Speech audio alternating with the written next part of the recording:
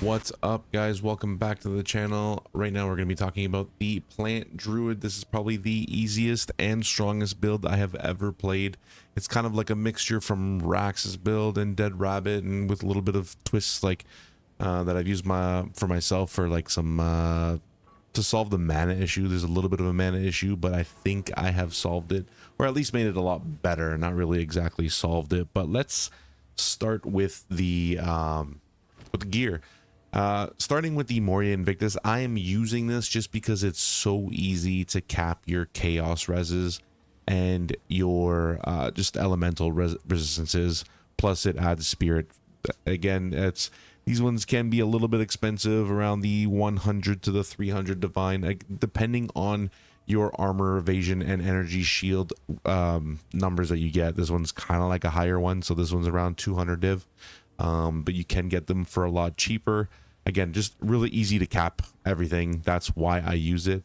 I wish I were to replace this first and get a energy shield base body armor, and then work from there to cap all my reses from like on my rings and amulet and helmet, instead of using the Moria Invictus, because the more energy shield, the tankier you're going to be. I'm only sitting at 5,300 energy shield right now, where I could be sitting to, I've gotten it up to 8,000, but again, my resistances were a little bit lower and it was kind of making me squishy, so that's why I'm using the Moria Invictus. Now when I get more divines and I have more time to play around, that's probably when I'll be replacing the body armor, but then I'll have to replace my rings and helmet, all to reflect the body armor that I choose to use. As for the staff, you want to get your plus to level all physical spell skills. That's the most important. The more level you have in your spell skills, the higher damage you're going to be doing. Also, you want to get increased spell physical damage and increased spell damage as well. This is just a purely bait, like it's kind of like a glass cannon, except the glass is your energy shield. So if your energy shield's gone, you're basically dead. But you want to also get increased cast speed on your staff, and mana helps. And if you can get increased crit damage, critical spell chance. That's also going to help you with your damage in your build, which I didn't get on this staff because these can get pretty expensive.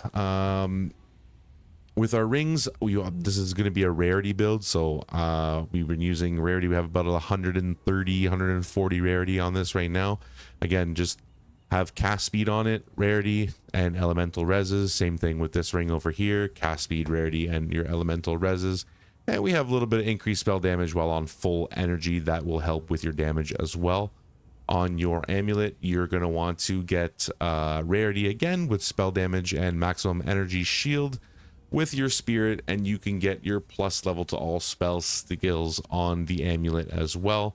Once you get to the +3, it can be expensive, but you can go for a +2, which is more affordable, definitely. Again, I sold a lot of my Ice Wolf equipment, which allowed me to afford this Plant Druid build as well. You want to get these gloves over here, the Night Scales. This is for your mana regeneration. This is going to help every time you crit.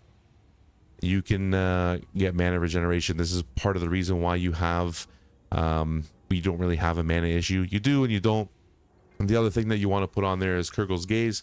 This is going to increase the effect of Arcane Surge, and Arcane Surge grants 15% cast speed and 20% more regeneration rate for your mana. And again, more regeneration for your mana, the better it's going to be. On your boots, you just want to get your movement speed. You can get plus energy shield, and again, more rarity and just capping your reses. That's basically all you want to get on your boots.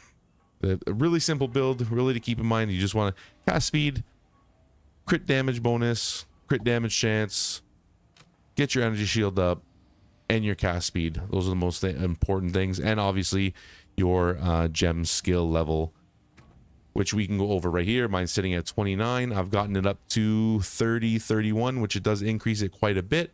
But I have seen online these reach up to 40. That's the most I've seen. I don't know how high they can actually go, but it's crazy damage once it gets to level 40. If you can get that, good for you. What we'll be using here on so we have Sigil of Power, which is included in our staff. The reason why we use Sigil of Power is because it increases the damage when we're bossing. It's just a little extra damage bonus when you're bossing to make sure that you down those bosses as quick as possible. You don't have to use it, especially if you get the you can probably like min-max the pricing of the staff. So if you don't get this specific staff, you can get one with more sockets. Again, take a look at what's in the market, what best suits, what staff best suits you. This is what suits me at the time. Again, I bought the weapon first. I should have bought the body armor, but I didn't. But before we get into the not the passives, the support gems, again, if you like my content, don't forget, like and subscribe to the channel, guys. It helps me create these for the people that like me, that don't know what they're doing but are still learning the game. And I've been playing this since day one and still learning every single day. So yeah, let's get into it. So again, Sigil of Power, you're going to be wanting using Magnified Area 2, Cooldown Recovery 2, Prolonged Duration 2, and Deliberation. Again, just more damage. You're going to want to get that the Sigil of Power circle as big as you can so you can move around and dodge enemy attacks or boss attacks, and obviously keep it on the ground as long as possible. For your Entangle, you're going to want to use Accelerated Growth. This is going to be giving you more damage for overgrowing your plants, and then Branching Fissures to give you some more plant lines so you can cover more of the map to kill enemies. Efficiency 2, this is one of the important support gems that you're going to want to use for to fix the mana issue. It does help quite a bit. The other thing you want to use is Heft for phys damage, and then Rapid Casting 2.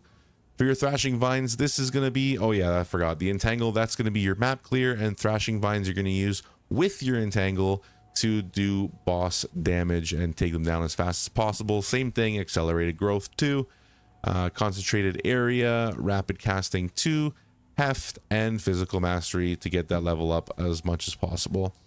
Next, we're going to be using Cast on Critical. Cast on Critical is going to drop your Thunderstorms down. This is going to cause that rainstorm so you can plant, or you can water your plants and make them overgrow and just do more damage. You're going to be using Efficiency 2.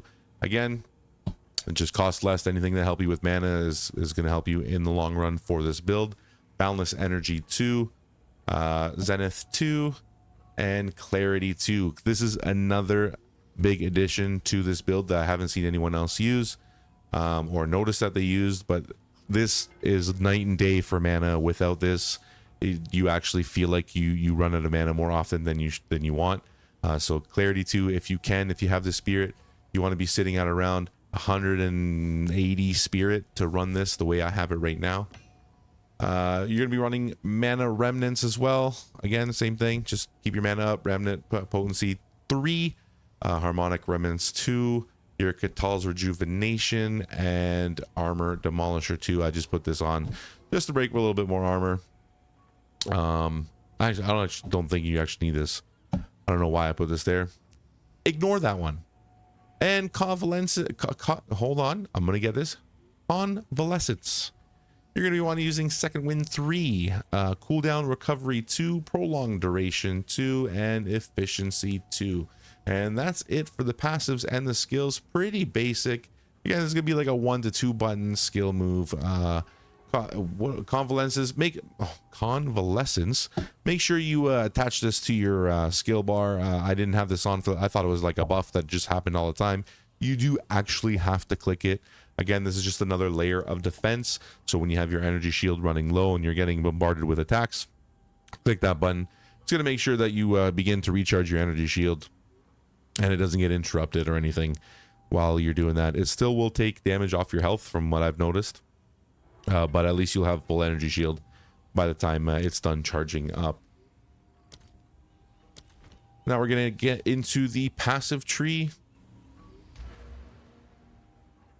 Passive tree, we're going to be using the Oracle build, obviously, so you can always crit, and if you want to get those little extra passives in your tree, we're just going for basically spell damage in this. Anything that can add to damage and a little bit of energy shield.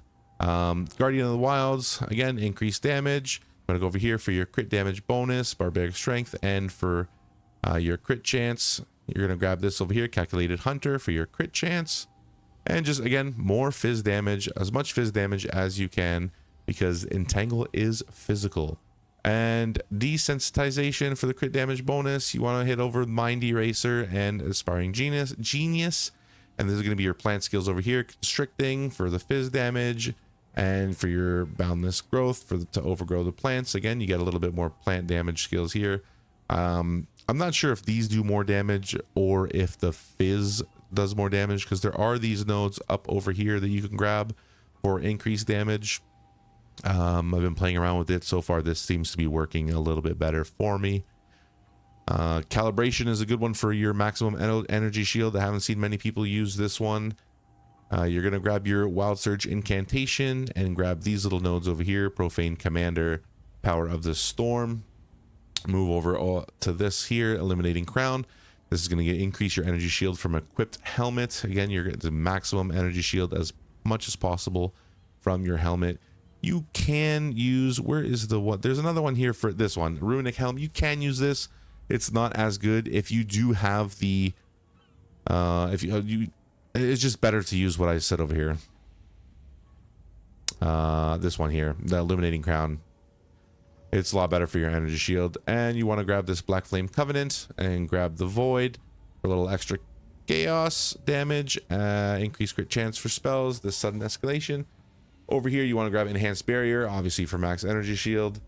And one of the other jewels that we used, one of the most important one here, it's a little bit different from what other people have been using as well. Not that one, sorry. Over here for the From Nothing jewel, Eldritch Battery. This lets you allocate this over here. And it lets you get to the 3% increased spell damage per maximum mana. You want to get your 50% increased mana regeneration while moving. A lot of the mana regeneration are while stationary. This one allows you to get it while moving, plus while stationary as well. And then this gives you your crit chance and crit hit chance. Your crit chance. And this will give you your energy shields to recharge. And Dreamcatcher, 25% increased spell damage while on full energy. We don't use the equip focus. You can build this build with a focus and a wand. It just seems a little bit more expensive. Staffs, I think, are when we're talking about buying a focus and buying a wand, wands are just as expensive as staffs. And then the focus is just something extra that you have to buy that can cost you up to 100 divines as well. So I would suggest going with the staff. Personally, it's just a lot better and more cost effective. This isn't a budget build. You can build this budget. You can build this under 10 divines. It just won't be as strong. You will still have map clear, but it might be not as strong for bossing, and you might struggle against bosses.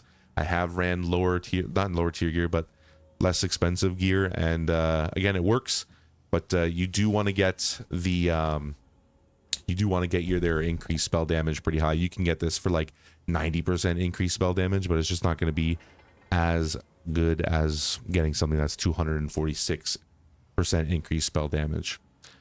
So try it out. I think you're going to be pretty happy with it. It's, like I said, it's the best build I've used so far, next to the first Ice Strike Monk from the first season when the game first came out. That was the best build, but this one so far has been the best for me.